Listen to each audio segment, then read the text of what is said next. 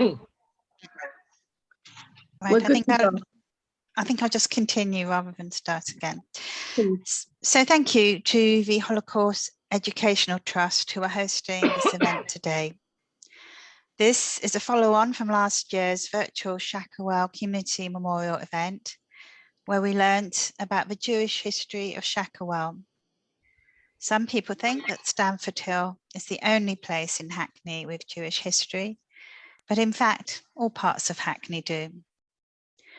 The community memorial is important in creating an educational awareness of this as it moves across the borough. It started outside St Thomas's Church in Clapton Terrace, then Dalston and Shackerwell last year.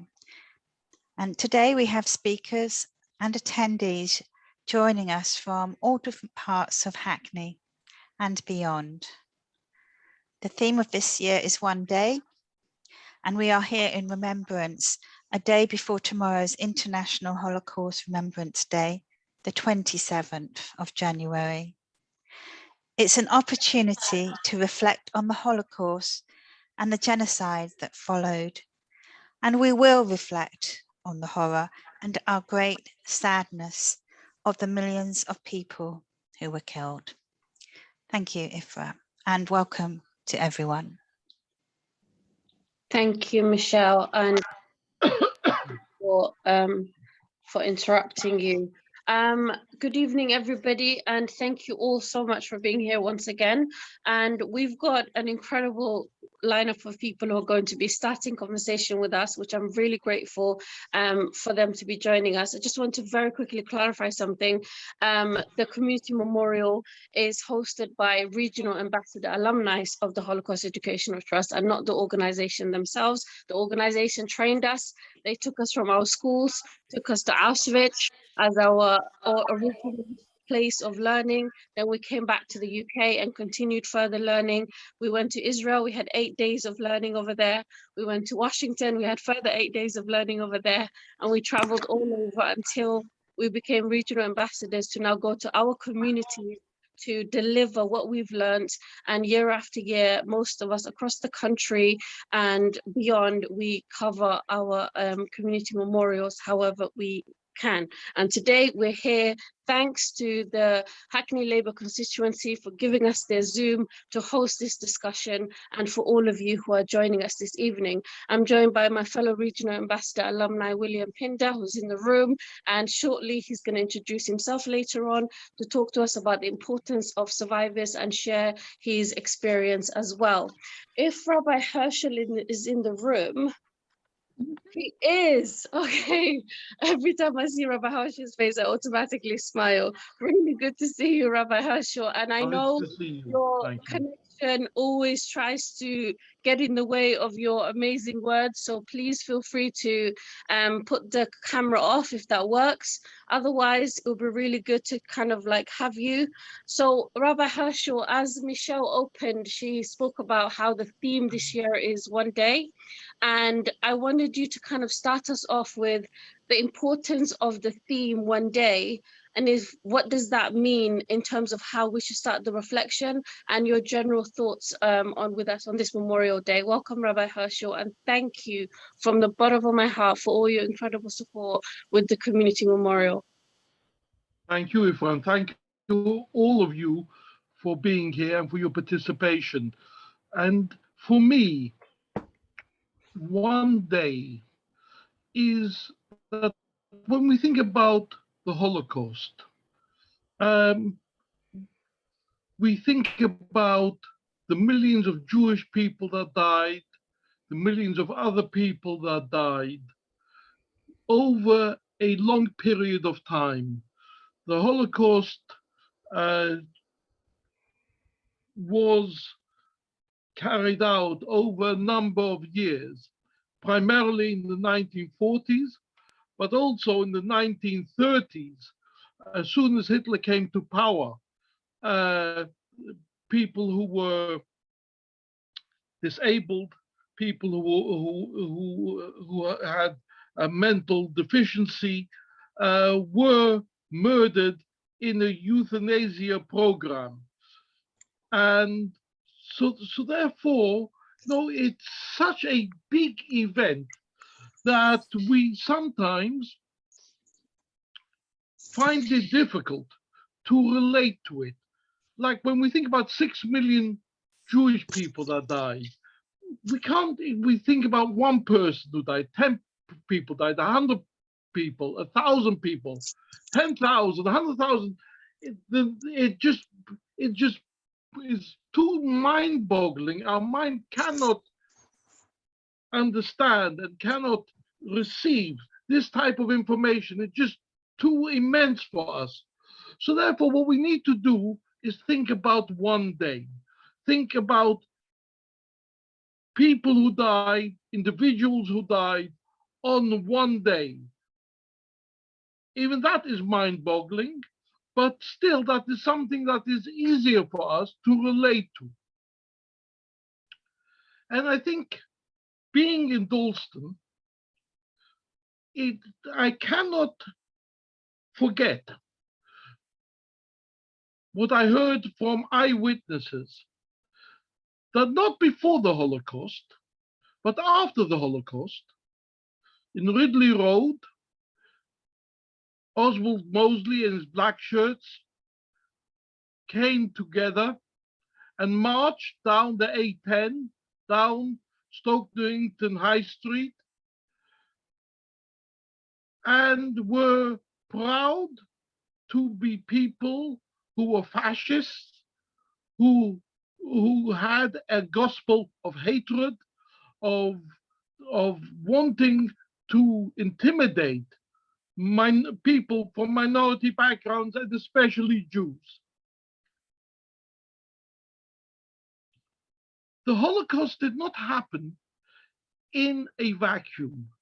It happened because for many decades, there were people who were instigating against Jews, against other minorities, dehumanizing the other, making our people feel that these people were not worthy to be part of their society. And I think that today, the 26th of January, one day, we have to think to ourselves, how are we behaving towards minorities? How are we behaving towards people who are fleeing persecution? How are we feeling towards asylum seekers? And we can think, so I don't feel comfortable with a person from a different group. I don't feel comfortable with people coming into my society. But we have to remember that this isn't a neutral sentiment, that because of these sentiments, even though these were sentiments by many people who felt that they were decent, cultured, civilized, educated people, these sentiments sadly led to the murder of over 6 million Jews and millions of people from other backgrounds, including the disabled, including people who were mentally deficient, including people from many different minority groups. And it all happened because on one day, we didn't stand up and say that we have a duty to care for every single human being, because every single human being deserves compassion, deserves care, deserves our love, because every human being is created in the image of God. And I think that is the lesson of one day for me, that we have to seize the day. We have to think today that I've got to love the other to a greater degree, and sometimes very difficult. But when we see the consequences, when there's a lack of love, that should inspire us to increase in love, in a positive attitude, in helping others. Thank you. Thank you so much, Rabbi Herschel. And as you know, when somebody is talking, I always write notes. And I couldn't help but write two things here. The first one, when you said the Holocaust did not happen in the fumes, and that's something that is repeated every year by every speaker that I hear, because it is so powerful for us to realize that when we talk about the Holocaust, we don't just start from the worst moment, we go all the way back to what actually caused it. And it happened because over time, people were given unchecked powers that grew and grew and grew to a point where humanity died. Because people always ask, how did the Holocaust was allowed to happen? How could people allow that to happen? And that goes to show what happens when power is left unchecked. The worst atrocities can happen as a consequence of it. And then when you said one day, even though Memorial Day is officially tomorrow, we're gathering one day before this day that we are gathered together. We have to ask ourselves how we are behaving towards others and what role do we play in this conversation of the bigger picture of learning from the worst moments in history. Thank you so much, Rabbi Herschel. Thank you. And can I now please bring in, on that note of that question that we have to ask ourselves, and what role do we play at a local level or kind of national level, whatever, you, everybody in the room, please, whether you write on chat or if you would like to put your hand up and contribute before I move on to our next speaker. Did anything the rabbi said resonate with you, or did any of those resonate with you, and would you like to kind of come in, anybody? Because I try to keep this as interactive as possible. Lucy Scott, did I see your hand up? Thanks, Ifra. And I just wanted to say, like, this is a moment for remembrance, and I totally stand in solidarity. And I found that Rabbi Gluck, I always love to see you speaking up on the town hall steps, and I really feel your solidarity. I just wanted to mention though, like when you were saying about people with disabilities, I kind of felt that, like, is it not so that also children of German and African heritage were also targeted as well in that process? And I just wanted to clarify that, but also say, like, again, like the solidarity between us in this struggle to fight against fascism is so intertwined. So I appreciated your contribution, and I just wanted to include that. Thank you. Thank you so much, Thank Lucy. And it's always good to learn. Rabbi Herschel? Lucy, 100%, you're 100% correct. And actually, the Germans started with their program of annihilation. They had a colony in southwest Africa. Today it's called Namibia. And in the early part of the 20th century, before the Holocaust, they committed similar crimes against Black people in Africa. And those people who did it in Africa later came to Germany and continued their work against the Jewish people. So therefore, the persecution of both of our communities is very deeply linked. And let us not forget that during the Holocaust, apart from the Jews who were killed, millions of Jews were made into slaves, working for the Germans without any pay in most terrible and horrific conditions, with being lynched and terrible things, medical experiments done on them, and terrible things. So this is in living memory. So therefore, the Black community and the Jewish community, sadly, have a lot of common history, and we must never forget that. And we need to work together for a better world for both of our communities and for society at large. Thank you so much. Thank you so much. Ian, please come in. Sorry, I've not been before, so I wanted to say something. It's probably going to take 3 or 4 minutes. Is that okay? Yeah. Okay, I'll start by saying that 21 years ago, I started the Holocaust Memorial Day event in Hackney. knows this history very well, don't you? But people may not realize I had a completely uphill struggle right from the very start, and I was still a council officer. And I even had to have an argument with the then chief executive, Max Keller, who was Jewish, but who said he didn't want it because he said, you're stirring up trouble we don't need. But actually, we did need to do it. And so I did it. But what reminded me of it was partly that what Hirsch said about Mosley after the war. And so when I introduced this event, I actually put together an exhibition, which, you know, obviously helped by the Holocaust Memorial Day Trust.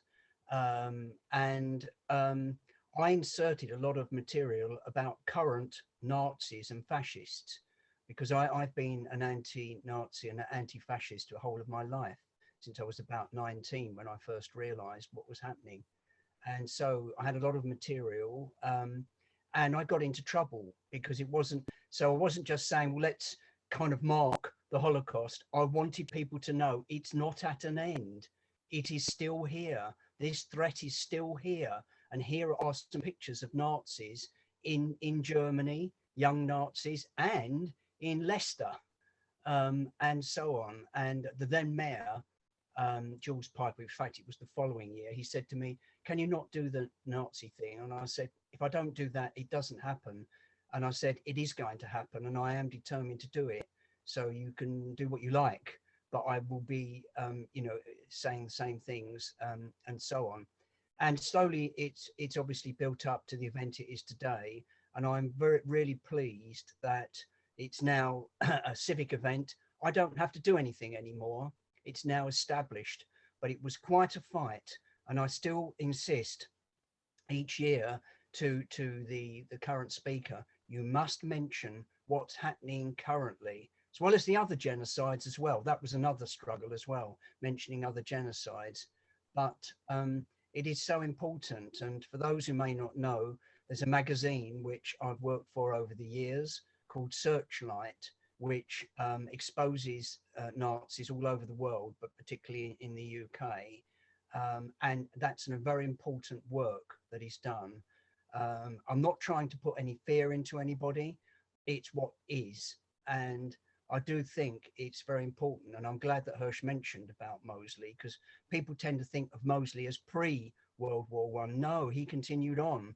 I remember seeing an Observer article about him as though he was some famous, you know, person that should receive about 14 pages in the Observer magazine. He wasn't, you know, he was part of an evil, and you know, we still need to keep opposing them. I think we are winning. Hope Not Hate is a movement which, if you haven't seen it, you should join. They do some wonderful work to fight Nazis in local election times. We're getting them. We had one in Tower Hamlets 20 years ago. We had one in Barking and Dagenham. In fact, we had several, in fact, in Barking and Dagenham. We've defeated them all. We've got rid of them all. But that's not the end of the story. So I just wanted to say that so that we know where we stand, that it is a real thing and how important it is to do this in terms of memorial events and so on. Thank you. Thank you. Thank you so much, Ian. And I'm really, really happy to hear that the memorial that you started with the struggle is now something that's, you know, recognized and is important. And I'm so proud to be adding to that legacy that you started, and continue to hopefully work with you to make sure that we continue this across the community on an official, formal capacity and on the community streets as well. And yeah, I would like to now, on that concept of carrying on the role, what's going on in society today, and bring in, I promise one day I'll call you Ruth, but for now, I'd like to bring in Professor Ruth Levitas. Thank you so much for joining us, and to please share your thoughts with us. Ifra, thank you very much for inviting me. And as I say, you should call me Ruth. The professor is actually irrelevant to this process and this memorial. We remember this week all the Jewish and other victims of the Holocaust, as well as the victims of other atrocities and genocides before and since, as Ian said. And as the years pass, there are fewer and fewer survivors of the Holocaust itself, to bear witness to its horrors. But its impact remains with us, not just as historical memory in Europe, but in its effects on subsequent generations. My grandparents, Leah Rick and Harry Levitas, were among the millions of Jews who fled anti-Semitism in the Russian Empire between 1880 and 1914. And they ended up scattered across the world. Leah was one of 4 children. She joined her brothers and cousins in Dublin, where she and Harry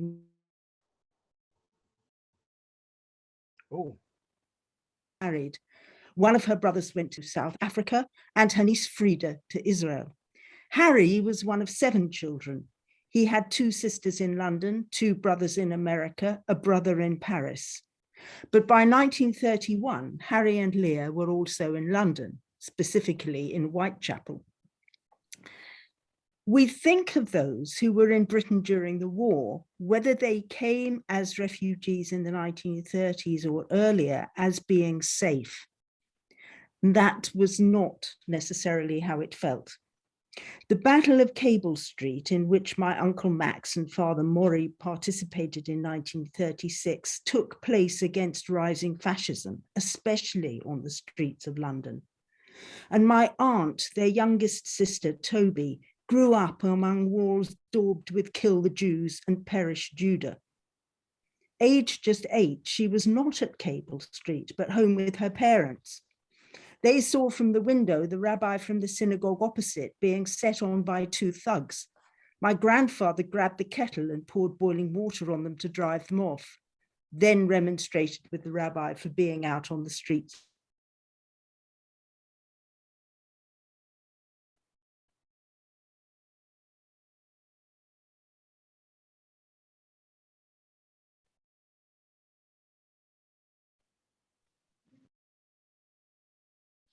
On Saturday, and Spain, and spent 10 months in a Spanish concentration camp in 1930.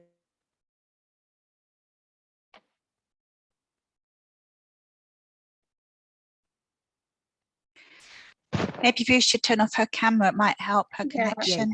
Released Ruth, just I'm days so after his sorry. If you 22nd can hear birthday. me, Ruth, Toby. I'm so sorry. If you can hear me, please put your camera off. I have. Thank you so much. Please continue. Toby was 11 years old when, is that better? Toby was 11 years old when war was declared in 1939. There was no guarantee of victory. She was 17 when the war ended, and it was Toby who in 1945 had to complete, on behalf of her parents, multiple copies of Red Cross forms to try to locate relatives in Lithuania and Latvia, to no avail, for all had been killed. Leah's sister Rachel had remained in Riga with her husband and children, and most of the family died there in 1941. There's now an extensive literature on trauma and its intergenerational transmission. Max and Maury's younger brother Sol was present at the liberation of Belsen. Max went on to fight racism and fascism in the East End for the rest of his life, giving his last public speech at the 80th anniversary of Cable Street in 2016. But Toby, who died in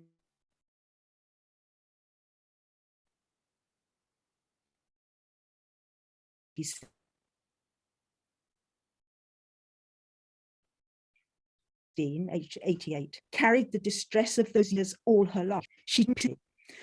And for myself, although I was born after the war in 1949, I can only say the terror of fascism has been with me since childhood, certainly since at the age of 10, I read Anne Frank's diary. That sense of fragility of social order, of a potential, and the list of later examples, Rwanda, Bosnia, Myanmar, offers little comfort. So it frightens me. that the new Nationality and Borders Bill extends the power of the Home Secretary to strip people of their British citizenship. It's not a new power, but there will be no requirement to inform people. The people most at risk from this immediately, and against whom the power has increasingly been used in recent years, are disproportionately Black and ethnic minority citizens. But the change also makes it easier to remove citizenship from whole groups of people, including British Jews, who are deemed entitled to citizenship elsewhere. It's a comforting myth that Britain welcomed and provided safe haven for refugees in the 1930s. Numbers were strictly controlled and many were refused entry. Many of those who were allowed in were interned as enemy aliens. The children who arrived on the kinder transports, like the Basque refugee children during the Spanish Civil War a little earlier, were admitted to Britain only with financial sponsorship by ordinary people. The state provided no assistance. Their parents were abandoned to their fate. Our national government was not welcoming of strangers in need then and is not now.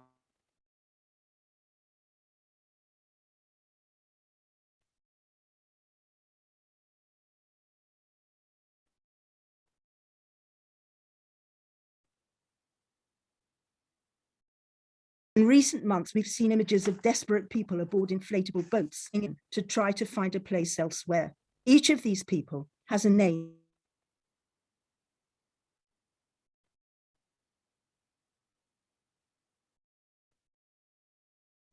And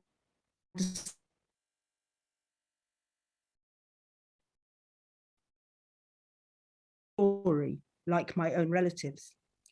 Refugees are displaced by war, famine, social breakdown,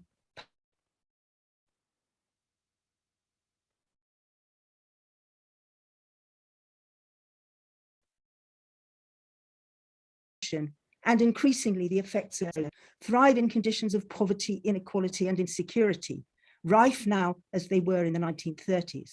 These are dangerous times. And for those refugees who do manage to arrive, there is often solidarity and support from ordinary people, as well as hostility and danger from others. Remembrance must therefore also be a call to vigilance against the racisms, persecutions, and exclusions of our own time across the world, and to active support for the stranger seeking sanctuary. We all come from somewhere, and many bear the scars of those journeys.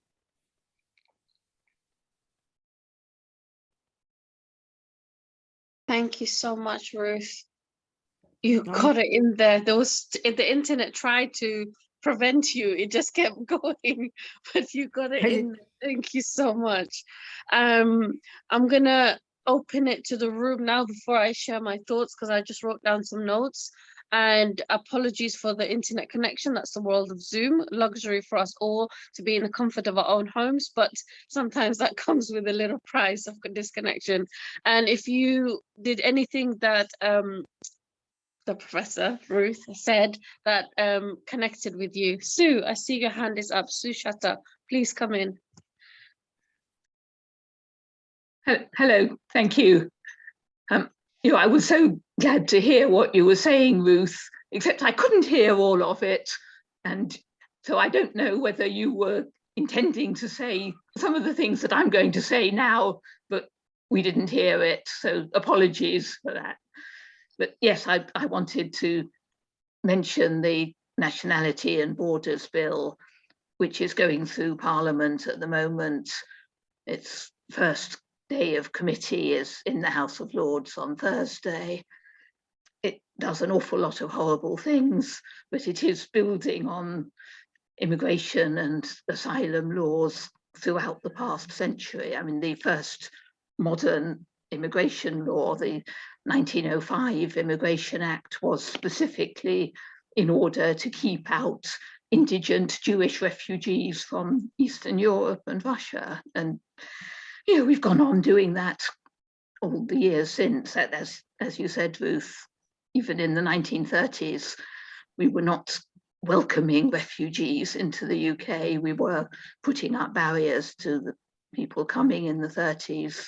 We were, the police were watching what was going on, and most people coming in here were supposed not to be doing any political activity or any anti-Nazi activity in the UK, or that could jeopardize their position to stay here.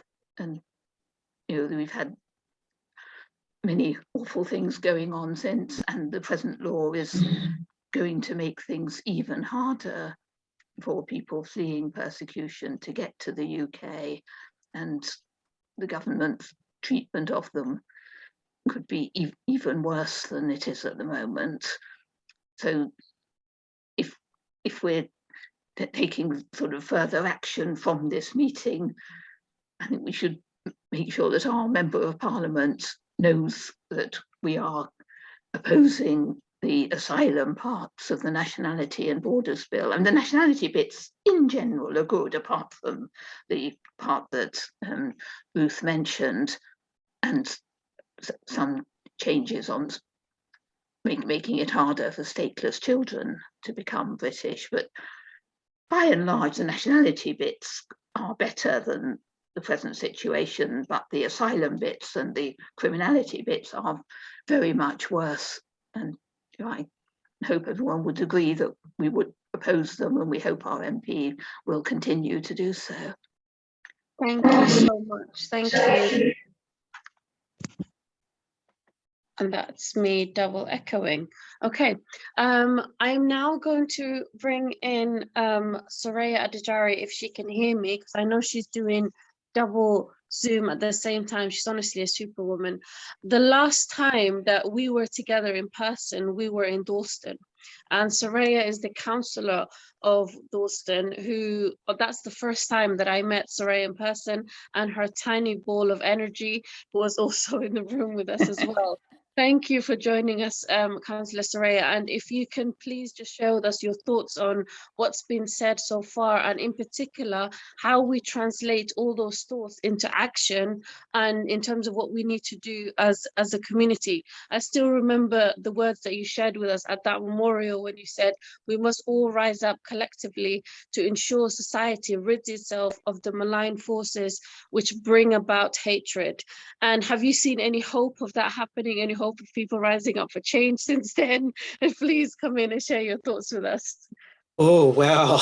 Well, Ifra, I think I can just start by kind of reiterating some elements. There's not one amongst us who doesn't look back at the unimaginable evil of the Holocaust without feeling pain and a desire to ensure that these evil actions are never replicated.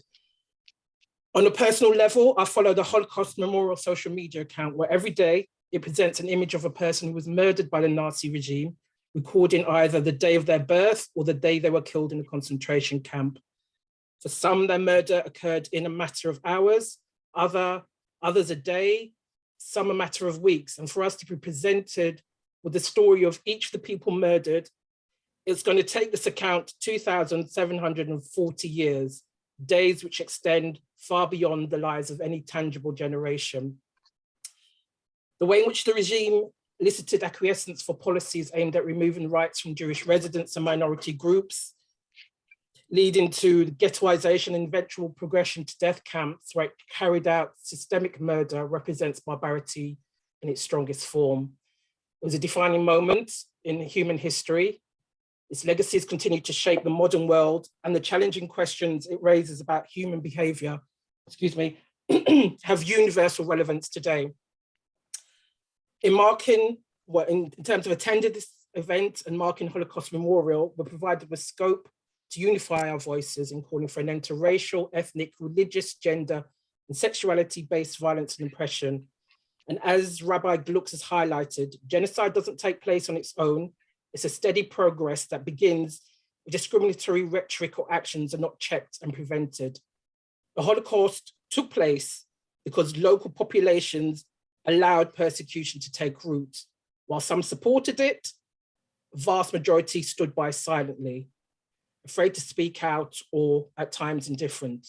So for me, in essence, my feelings continue to be that wherever we see the promotion of bigotry or hatred, it's incumbent upon us all to call it out for what it is and challenge it as a means of ensuring it doesn't become embedded in our communities. Using political tools to dehumanize, subjugate, and carry out state-sponsored murder very sadly continues to be perpetuated. Across the West, we're seeing a seismic shift to the far right with a surge in anti-Semitism, racism, Islamophobia, homophobia, and hate for anything that doesn't fit a corrupted idea of what it is to be an inhabitant of our society. We also see elements seeping through to the mainstream across social media platforms and in the normalization of far-right political parties. And I think now more than ever, we need to remember the words laid bare in the testimonies of Holocaust and genocide survivors, as they provide us with a stark warning of the consequences of not challenging hate, and they're words that all of us should be heeding. And I'm speaking as a woman of a German grandmother who was put in a camp as a political prisoner. Sadly, by virtue of the fact she wasn't Jewish, she survived. And that's indicative of the kind of problem in itself. I'm also the daughter of a father who suffered the effects of British colonialism. And I was taught from a very early age to fight against injustice, inequality, fascism, racism, wherever they rear their ugly head. I'm also glad that Professor Levitas has highlighted the Borders Bill and the second-class status this affords those of us whose heritage extends beyond the UK. I consider it the beginning of a process which places us outside what it is to be considered legitimate citizens in this country, and in my mind is very closely aligned to fascist practices, particularly in respect of, as Sue pointed out, support for refugees. Excuse me, the power of individual words and actions can never be underestimated. They can educate, effect and spur on positive change, and they also make us reconsider what's gone before us and assist us in creating a sense of unity. Within this, Ifra, as you're glad to hear, I'm again going to call on us all collectively to work together to ensure that one day we truly see equity and equality for all. And I think my final point is going to be quite a sobering one in terms of polls that were recently carried out in the US, whereby 63% of adult Americans between the ages of 18 and 39 did not know that 6 million Jewish people were killed during the Holocaust, and more than 1 in 10 actually believed that Jewish people caused the Holocaust. Accompanied with an increasing amount of Holocaust denial, it's essential that we continue to kind of work collaboratively in kind of forums like this and mark these horrific actions which have taken place across the world as a means of bringing them to an end and ensuring that they never, ever reoccur. And that's my position today, Ifra. Thank you for having me.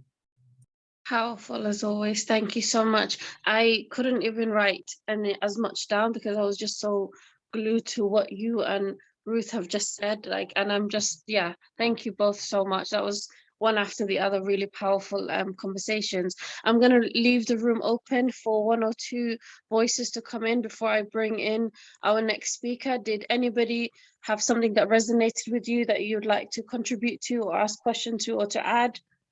I'm just going through the screen. If this was my usual Shakawa chairing, I would just like pick on people, but this is, voluntary. I would just like invite people to give them the choice to come in. But of course, there was a lot of powerful stuff said. And if people would like to take a moment to reflect on that, that's completely fine as well. Okay, good. And right. We're going to have a moment now to have a poetry break, and before we move on to our next speaker, and I would like to bring in a dear friend of mine from Core Arts, which is an organization that works with people who are creatives. And this incredible poet is an artist, and she's a poet, and she's a grandmother and a mother and so many things. So Lorraine, if you can hear me, thank you so much for being with us this evening. And please share, this is off the cuffs. I asked her to do something for us this evening. She hasn't had a time to rehearse it. So this is the beauty of artists, just to think on their feet. Lorraine, if you are here, she is here with a beautiful background as well. Thank you. Hello, everyone. It's great to be here. Excuse me, I'm just helping my friend because in her spare room, we're making an art gallery of it. So I do a lot of art. Ifra invited me to come, and just literally within an hour, I've written this piece. So I do apologise if it sounds a bit rough around the edges, but thank you for having me here. And can you all hear me okay, yeah? Thank you so much. Dismal are the times, now and then. War against others because of their faith and culture. Memories of so many lives lost in 1941 to 1945. The pogrom, a riot to massacre so many. So sad, so heartbreaking.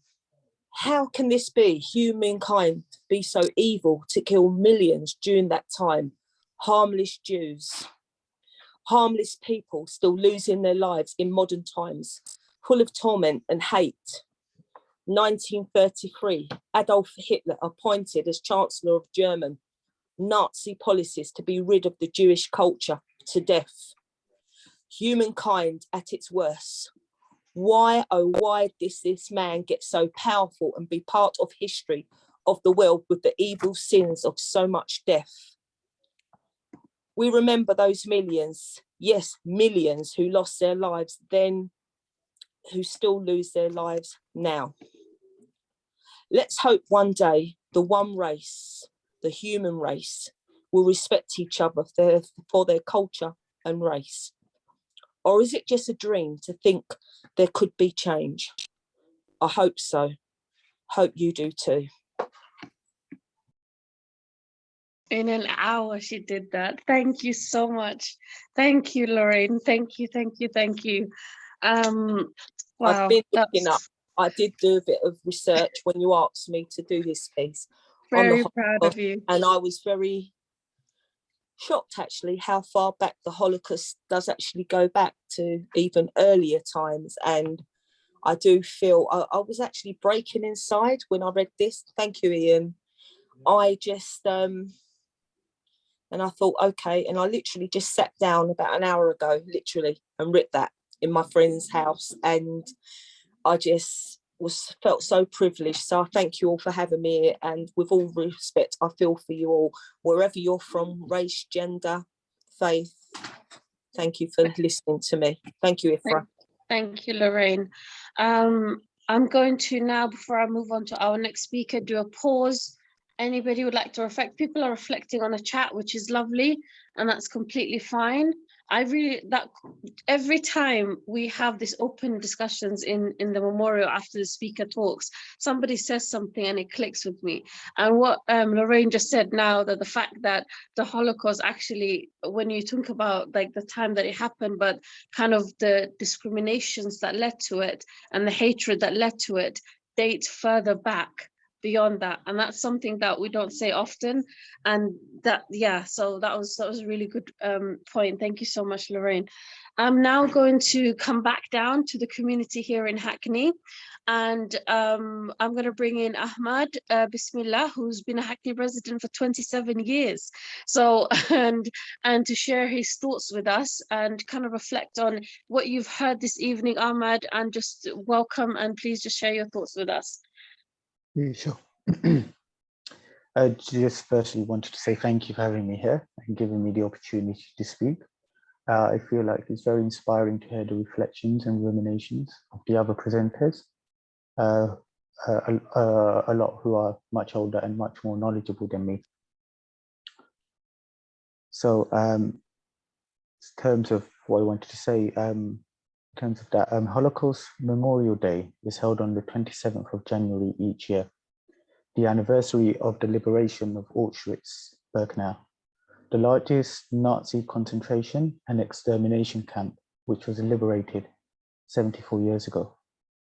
And today, we put aside our work and lives to come together to remember, to learn about the Holocaust, Nazi persecution, and the genocides that followed in different places around the world, such as countries of Cambodia, Rwanda, Bosnia, and Darfur, in the hope that there may be only one day in the future with absolutely no genocide. In terms of this particular day, holds particular significance for me, as I am Jewish. My mother's grandmother, aunts, uncles, and cousins, children and elderly alike, were incarcerated and/or murdered at Auschwitz after deportation from their home on the modern-day Slovak-Hungarian border in 1944. My grandfather was one of 9 siblings and avoided the fate of most of his family and friends. He was in his 30s, and living in Palestine when World War II broke out, but returned to Europe to join the Czech Free Army. After training in the UK, he liberated Czechoslovakia alongside the Red Army. And then he met my English grandmother, who returned with him to Czechoslovakia. After the war, those family members that survived the camps continued to remain traumatized in terms of mentally and physically by their experiences. Communist Czechoslovakia denied the ethnicity of the Holocaust victims, and in a reminder that anti-Semitism continued unabated after 1945, and my grandfather's war medals did not prevent him from being jailed by the Stalinist regime for his religion. And my mother subsequently sought asylum in the UK aged 18 in 1968. And in the Cold War fall of the 1980s, and my grandfather was able to attend my bar mitzvah in London with his second wife, Clara, a concentration camp survivor. And having been born in the Austro-Hungarian Empire and survived the tyrannies of the extreme right and left, my grandfather lived to see an independent Slovakia with freedom of conscience for the very few Jews remaining. The year before he died, I visited a relatively empty Auschwitz, and the oppressive sense of evil overwhelmed me. Today, the work of the Holocaust Educational Trust means that students at London schools have the opportunity to visit the camp, and hearing their experiences is always a very moving part. It's an opportunity to step out briefly from our world of work and busy lives and consider human nature at its best and worst. And there is one positive that I reflect on each year there, that the Nazis did not succeed. My children, nephews, and niece are the living proof. So that was it from me. As many of you may have noticed, that wasn't a direct lived experience of me, but what you have heard is not my words, but the words of a colleague that I work with, Alex, who is Jewish. And I tend to think that the most powerful testimonies actually come from those affected by the events, and it is their words and lived experiences that we should reflect on and continue to share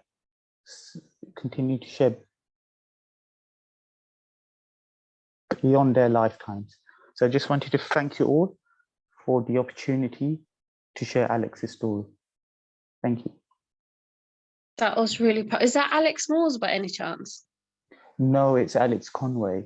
Okay. Oh, thank you so much. That was really, really powerful. And you know what? That was really cleverly done as well, because you confused us a little bit at the beginning, and then towards the end we were with you, and then when you kind of told us towards the end that it was an actual person's experience, it was really powerful. Thank you and well done. That was really good. Thank you so much. I'm gonna leave the room open again. If anybody would like to come in to add to what Ahmad just said, or to any of the other speakers, and because he perfectly kind of segued us to the next portion of the memorial now, towards the end now, where we talk about the legacy of the people who firsthand experienced the Holocaust, the survivors who were our direct teachers when we became ambassadors. And if no one has their hands up, I'm going to do that. If anybody, Ian, please come in. Sorry, as you can imagine, sort of 21 years of doing Holocaust Memorial Day, I've been through quite a lot of information and documents and things. So things are firing off of me all the time, as it were, as people are speaking. This is a really important time, actually. But I just wanted to touch on what just to get to the heart of it, is the Auschwitz study pack, which and it goes back to what Hirsch mentioned about standing up and being counted. In the 1970s, a group of teachers and others, including myself, stood up and were counted, as it were, in the Inner London Education Authority, and said, you know, there needs to be an education about what happened with the Holocaust. There needs to be an education and awareness of what Nazism did and can do. That the pack was produced. If you've never seen the pack, it looks a bit old-fashioned now, but it is quite tremendous. It's got poems in it from survivors, testimonies from survivors, and so on. And eventually, to cut a very, very long story over several years short, that pack was eventually introduced as an Inner London Education Authority pack, after it just being all of us being on the fringes of things and being told, no, we can't do this. Is it too dangerous, too risky? Da-di-da-di-da. It happened. And since then, that was the start. And now I'm so very pleased that in our schools in Hackney, but in lots of schools, it's on the curriculum. And every child can take opportunity of actually visiting Auschwitz. I know it's a terrible place, and I've been there myself, obviously, and to quite a few other camps as well. But it's now on the curriculum. This is a tremendous fight. It's a real tribute to all of those teachers, many of them unknown, who fought and stood up against the education authority, as it were, and other people, and made sure that our future generations, as it were, come to know it. And I've seen many Hackney children come through the Holocaust Memorial Day event. They bring forward their responses. Sometimes it's a poem. On one occasion, a Muslim girl broke down completely, and we spent about 15 minutes while she sobbed her heart out in front of everybody. But she went to the end. We said, get to the end of what you've got to say. We'll wait for you. And that was really tremendous. And it's engaging the younger generation to understand that, you know, what it was about, but also what it is about, and what and that they are part of it, and they have their part to play for the future. So you know, the Auschwitz study pack is a really great pack. I still occasionally dip into it to use it, and many other packs have come from it, and there were 2 or 3 other packs that we developed from it as well, to do with gypsies and Romanis and so on. You see how one thing can give birth to a lot of other things, as it were, a lot of good things, because I think it was a good thing, and it was a solidarity thing amongst many people from different political viewpoints to get this done. And I think, you know, it's a testimony, as I say, to those teachers who were involved, and many others since then who've stood up and been counted. Thank you so much. When you mentioned the Muslim student who was breaking down, that's been my title for the first 2-3 years of my role as a regional ambassador, because it took me a long time to find peace with my emotions after we came back from Auschwitz, because it didn't seem like kind of going back to reality after we walked on the same kind of the railway, kind of the tracks, and going into the gas chambers, standing on the wall where people were lined up to be shot, going into the rooms, and then having the survivors' stories playing in our minds. And especially Joseph Pearl, who was the survivor that I first met.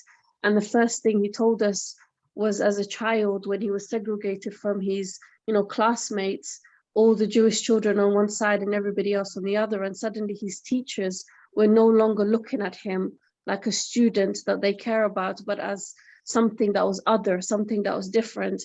And then later on, having his dog shot in front of him. And so for a long time, it took me a lot of practice and a lot of calm and a lot of self-healing to kind of find peace with my emotions, because when students experience that first experience, learning in person, learning of going to Auschwitz, it's it's a shock, but in a powerful academic way of shock that textbook in a classroom can never quite give us.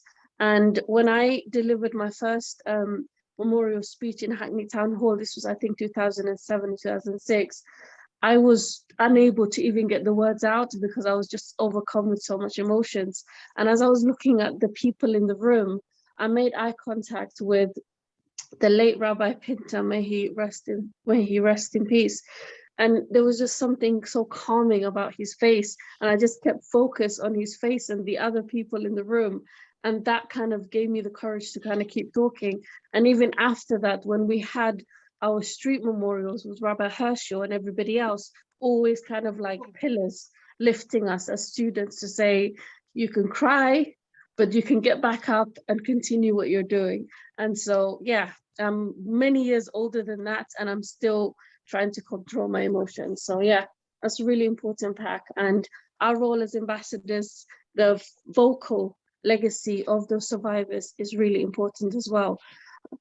And on that note, with a deep breath, I bring in my fellow regional ambassador, William Pinder, to come into the room. Thank you for being with me today, William, to kind of help me do this very important next part of the memorial.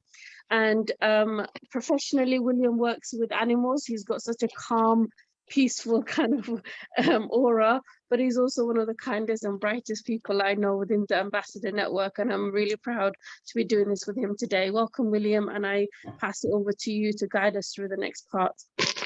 Thank you, Ifra. I'm just going to try and share my screen. I'm new to this Zoom world because I haven't had to do it at all due to my job, so hopefully you can all see that.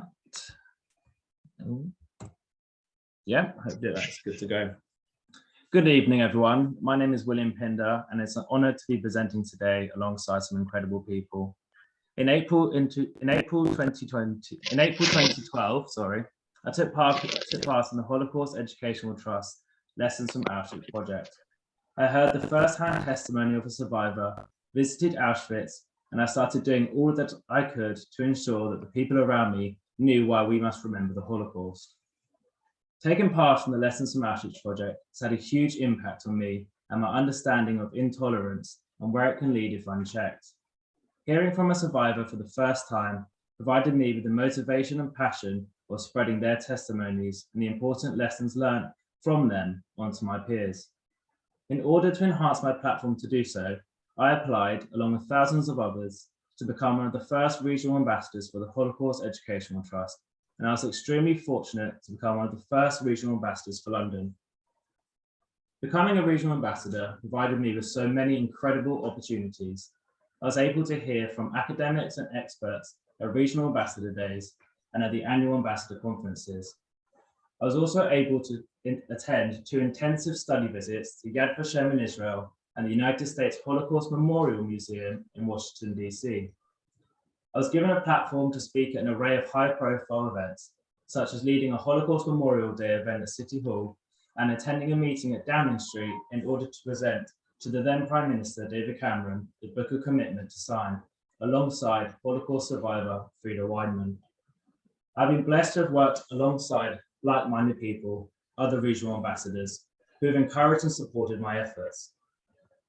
These opportunities gave me the confidence to speak at all these events, and the role of being a regional ambassador has helped change my life for the better.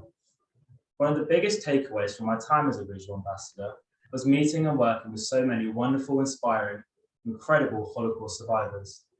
To have the honor of meeting one is life-changing, but to be fortunate enough to work alongside so many is something I will forever be so grateful for. Speaking alongside them and watching them present their testimonies to thousands of children across the country is nothing short of inspiring.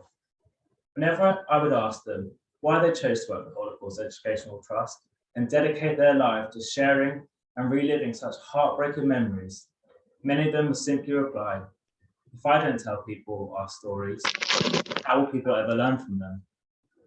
Another common reply to that question would be, "Someday we will not be around to tell our own stories, so by doing so, our stories will continue to live through those who heard it." Sadly, this has been the reality within recent years. The Holocaust survivors, myself, and many of the past and present regional ambassadors who have had the privilege to work with are no longer with us. I recently learned sad news of the passing of Frida Weinman. Frida was one of the first Holocaust survivors I was blessed to ever meet and build a personal relationship with. As previously mentioned, I was extremely fortunate to have the opportunity back in 2013 to go to Downing Street to meet David Cameron to get him to sign the Book of Commitment, a signature which would mean that he will make a promise to ensure something like the Holocaust would never be allowed to happen again. Despite the whole excitement of getting to go to number 10, the main thing I took away from that day was how incredibly brave Frida was. Her dedication and courage to telling her story of surviving the Holocaust and the loss of the loved ones she had was truly inspiring. Frida shared her testimony to thousands of students with the one aim to educate and make sure that we as a society can learn from the past to build, and so we can build a better future. Every time I saw Frida since then, she would find me and tell me that she has a framed photo of us from that day in her home, a memory that will make us both smile. To me and many others, Frida was an amazing lady, and she truly changed my perspective on life. My meeting her inspired me to do all the work I did over the years with the Holocaust Educational Trust, and the reason I was blessed to meet so many people along the way. A quote from Frida, which will always resonate with me, is, if they ever hear anyone question what happened, they should tell them that they heard Frida Weinman, and she survived the Holocaust. I asked them to be my witness. Today, I ask the same of you. Everyone who has had the honor of meeting and working closely to a Holocaust survivor will no doubt have a similar memory or experience. Over the years, we have sadly lost a number of Holocaust survivors who worked for the Holocaust Educational Trust. And in a short while, I'll present a list of names and photos of these survivors. And I ask that you join me in silently honoring them. If anyone has any survivors or family that they also wish to commemorate, please add their names to the Zoom chat for us all to see.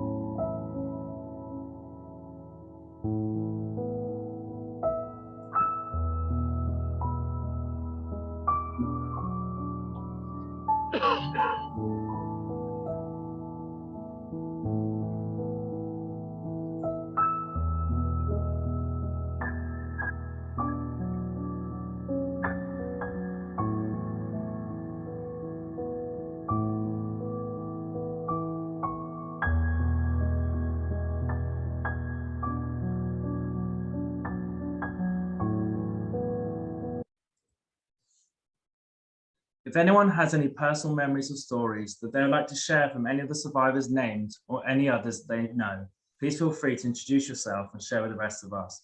It'll be a lovely way to remember them.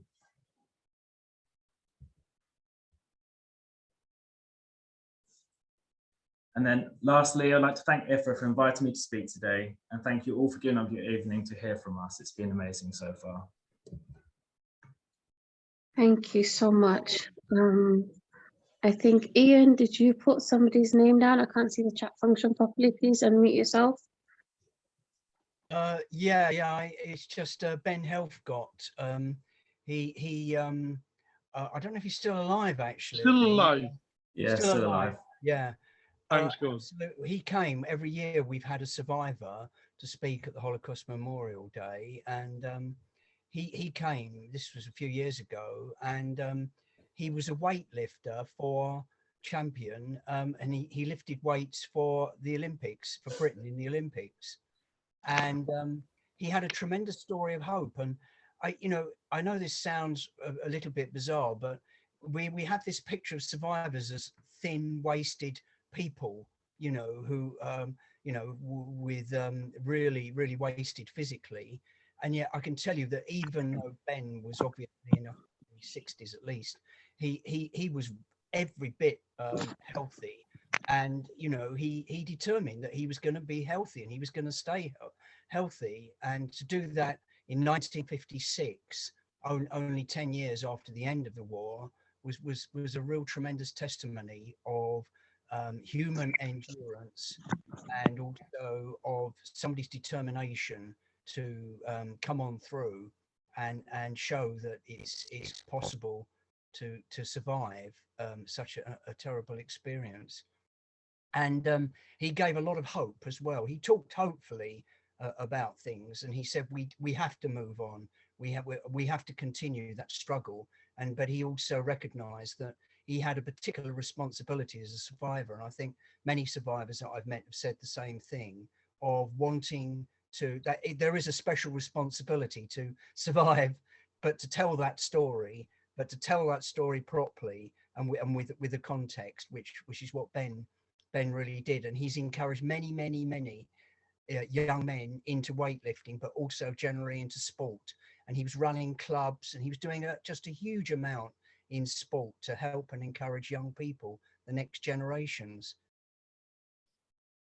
I've met Ben, and like you said, he's an amazing person with an amazing story. I know you can find his testimony online. So those who have not heard it, it's definitely worth searching and having a find, because it's just as powerful as all the others. And he is an amazing man. And the fact that he moved to Hackney as well, I think ties in really well with this evening. So thank you for mentioning that.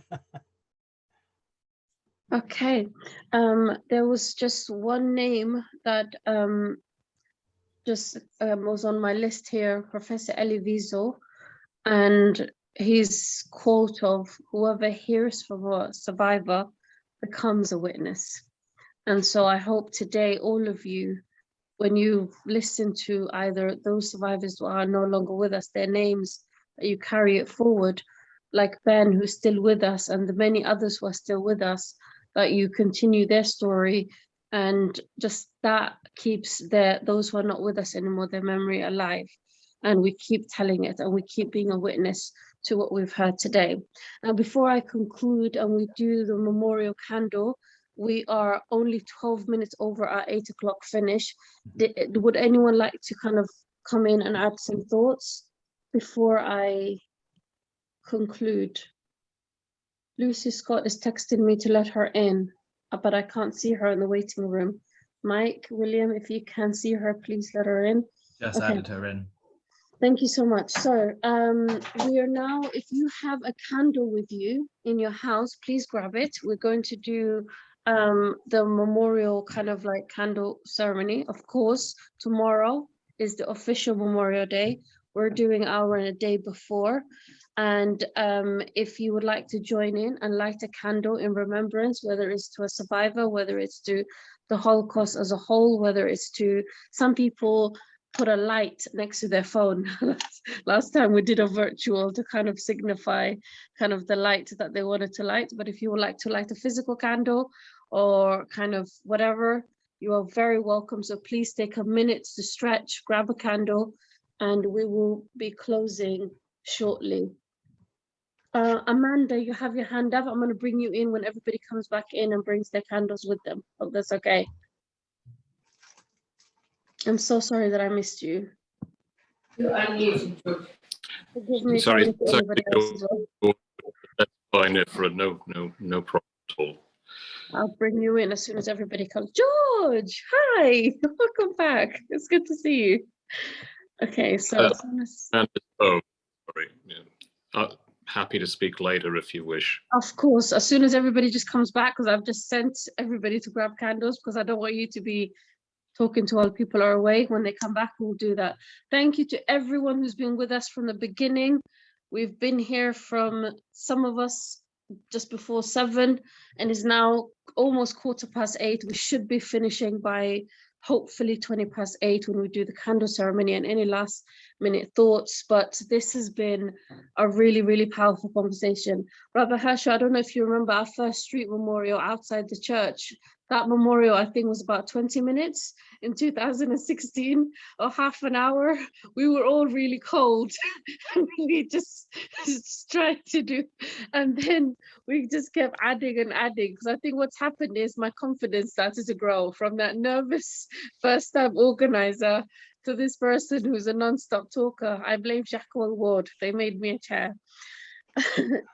The wise people.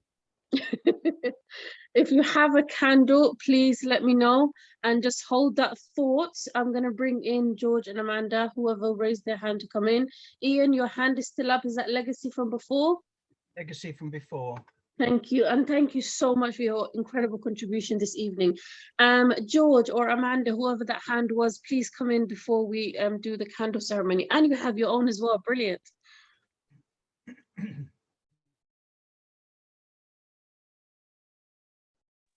George, Amanda? Have we having a Zoom moment?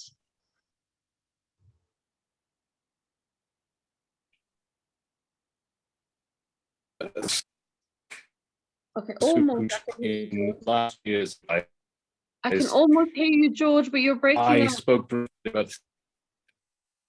Can you hear me?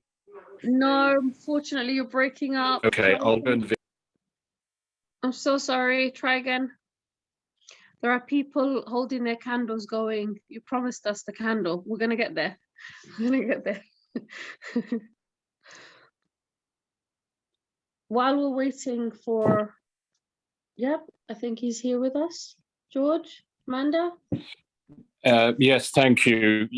I've switched off the video in the hope that that makes me audible. Perfect. It does. It does. Please come in. Some of you may recall a quote from George Orwell's 1984, "Who controls the past controls the future."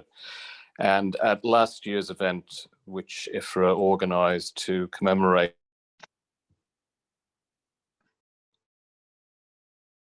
I spoke briefly about how Donald Trump's administration was trying to assert control over the US history curriculum, and in particular, how he had targeted the late, in my opinion, great radical and Jewish historian Howard Zinn.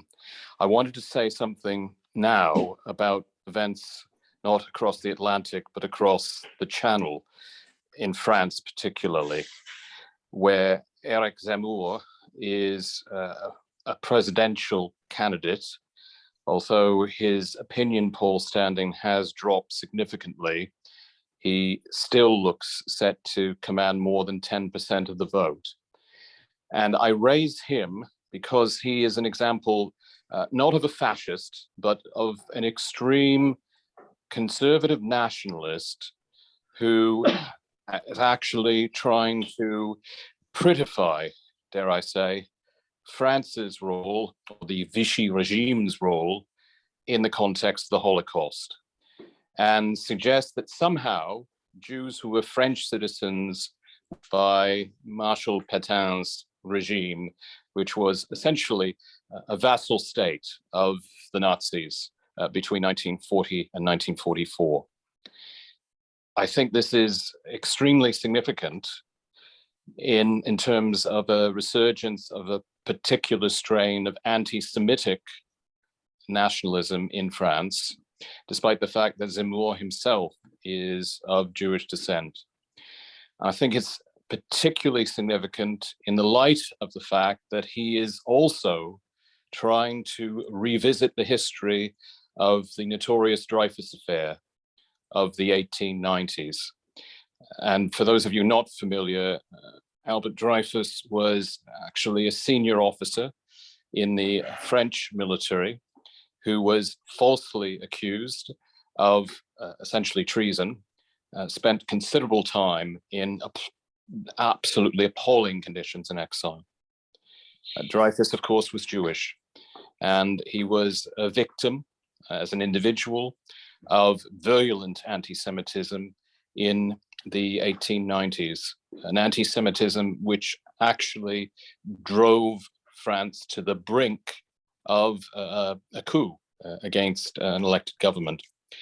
So it's important, I think, to recall that there have been other forms of anti-Semitism other than Nazism, and that it is very much the case that extreme right-wing nationalism across the Channel is actually pulling much of the political mainstream rightwards. And this is unfortunately reflected in much of what President Macron is now saying regarding Muslims in France. So I'll finish on that note as a note of warning, if you will, about the contemporary situation, and as a reminder of the importance of actually struggling to maintain the memory of the Holocaust and how important it is to actually have a population that is informed about historical realities. Thank you.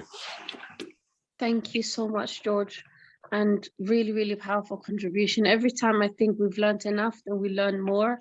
And that's the power of collectivism and people talking to each other. So I really, really appreciate you. And I'm glad the internet behaved itself so we can hear you. So thank you so much. Before we do the minute silence, I'm going to ask our speakers to do one final thoughts of summary with us. Rabbi Herschel, I'm going to leave you at the end. Ruth, forgive me, I actually said your first name. Please just share any final thoughts with us. Just to thank you very much for having me. I found this immensely moving and powerful, and to thank everybody who's contributed. Thank you so much. It's been an honor to be here. Thank you so much. Ahmad. Is Ahmad still with us? Yeah, I am. Yeah, I can't just echo what the others have said. It's been really good to kind of come along, hear other people's stories, and it was my first Holocaust Memorial event, and hopefully I'll be coming to next ones as well. Amazing. Thank you very much. I'm seeing people who are nodding on the side. Farouk, are you nodding? Would you like to just give us any final thoughts that you'd like to say? Thank you. He said it on chat. Perfect. Okay, good. And our next speaker, Soraya, thank you so much for joining us this evening. Any last thoughts from you? You know, I think just taking away from it, I think the message is just clear in terms of amplifying it across all communities, that unity is the greatest strength in trying to overcome all aspects of fascism and racism, extending, as George has rightly pointed out, across the Channel to mainland Europe, as well as the States. I think it's pertinent today, given the increase in number of political leaders who are focused on kind of capitulating to the kind of fascist rhetoric and racism, which many people in our communities now feel emboldened to represent. And we just got to pull together and overcome this, because this can't continue and it can never kind of be replicated. So it's about bringing it to an end collectively. And thank you to everybody. I've loved hearing everybody. It's been great. And it's just been such a positive and uplifting experience, despite the matter that we're all here to kind of memorialize. So thank you. Thank you so much. Michelle. No, thank you. Thank you for inviting me, and I thought all the speakers' contributions were really moving. I think one thing I've taken away is just that really pay more and more attention of what's going on around the world, follow international news more, and just be more involved, because we are actually one world, and sometimes it's very easy to get wrapped up in your own local kind of issues. But I think it's important to be mindful and keeping an eye on what's happening internationally, and to maybe work on an international basis as well. Thank you. Brilliant. And my fellow co-host, William, any last thoughts from you? Just like to thank you all for coming. And if you ever get the opportunity to hear from a Holocaust survivor, we're running out of chances. So please do. I think everyone being here, we're making a step in the right direction. Just by being here today, we're making a difference. So thank you, everyone. And it's been an honor. Thank you so much. And that is a perfect segue for us to do the minute silence. Mike, I don't know how to do a speaker view. If we can do that for William for his candle, and then we can, or anybody else, everybody's in the room actually. I can see everyone on gallery view, is much perfect actually. So we'll do a minute silence. Now, I don't have a stopwatch in front of me, I should.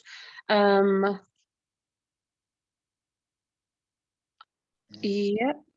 I'm gonna, if anybody can beat me to it, that'd be amazing, because I'm just trying to pull it up on my phone. Just need I've got one, Ifra. Thank you. Okay, I can always rely on you. Okay, so when you're ready, please lead us. Would everyone like to begin your minute silence now? Thank you.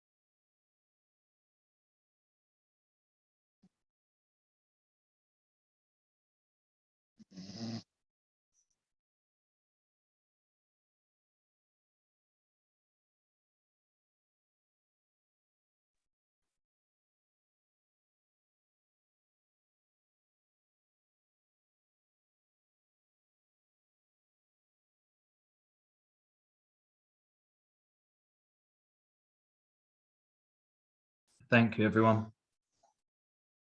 Thank you. Okay, that's the 2022 Community Memorial. Thank you, every single speaker who has made that really powerful.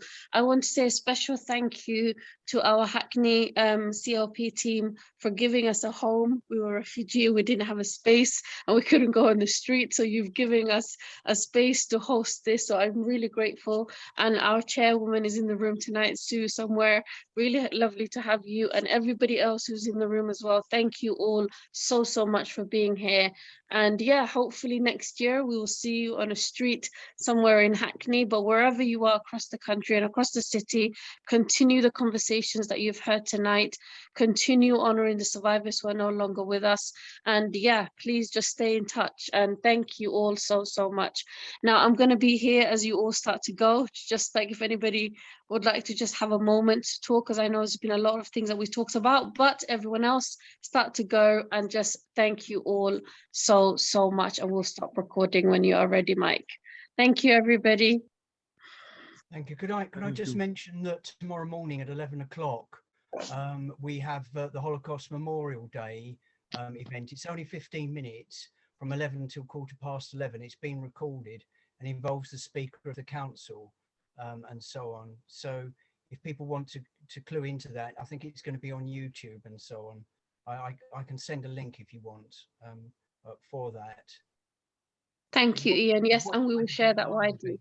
Sorry, it was going to be a live event, of course, but unfortunately not. But hopefully next year it will be a live event. So, yeah. Thank you. Rabbi Herschel. I see. I'm so sorry. Please. I'm sorry about. Like, please, just like as we'll like kind of coming down, because it's been like with the minute silence and everything. Any final thoughts that you'd like us to have? First of all, I want to thank you from the bottom of my heart, and to thank all the speakers and every single person who participated in this evening's event. One day, we actually have 2 days because we have today and tomorrow, but we mustn't see today in isolation. We have to see today as a day that will inspire us every single day of the year to do something to lessen the suffering. We will through their experience build a better and happier world. Thank you. Perfect ending. Thank you so much, Rabbi. Thank you.